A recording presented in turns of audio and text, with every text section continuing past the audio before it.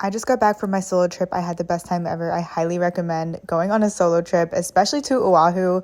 It was the perfect place to go solo. When I landed, there was a rainbow greeting me. I literally got emotional and started tearing up when I saw this. I was already a little nervous, so seeing the rainbow, I was like, my guardian angels are protecting me. I rented a Jeep, of course, at the airport and checked into my hotel in Waikiki. There were some food trucks right around, and I went to Sato Seafood for my first poke bowl. I got a macadamia poke bowl. It was so good. The next morning, I was dying to get to the beach. Whole reason I went here. So I went to Waimanalo Beach, and it was just about maybe a 30-minute drive from Waikiki. So beautiful. I was in awe when I saw this beach. It's probably one of my favorite beaches I've been to in my entire life. I was so sad to leave the beach, but I was starving, so I went to Sato Seafood and I got a poke bowl here. I got the spicy ahi, and it was chef's kiss. I went here like 3 times this trip.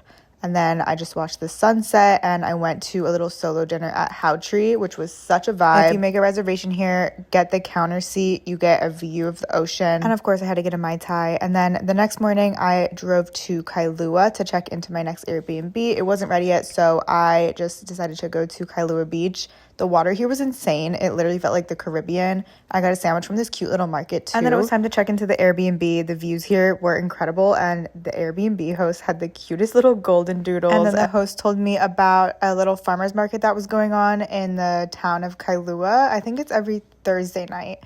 And then I went to go watch the beach at Lanikai Beach. Apparently this is the best beach for sunrise, but it was still beautiful at sunset too. If you go anywhere in Oahu, let it be Buzz's Kailua. This was my favorite dinner of the whole trip. This fish was incredible, and their Mai Tais, I only had one and I was so drunk. I had to call it a night after that one Mai Tai. And then the next day, I did a whole North Shore day. First stop was Jenny Shrimp. It was fire. And then I had to get a coffee at the Bird's Nest Coffee. I got a macadamia latte. The macadamia lattes in Hawaii were literally insane. So good. And Old Haleiwa Village was so cute, but it was too hot for me to walk around, so I had to head to the beach. I stopped near Turtle Beach, but the actual name of the beach, I'll leave it here. But it was perfect. It was so cute. And then afterwards, I went back to Old Haleiwa town to surf salsa. They make their own tortillas here. Get the hard shell fish taco.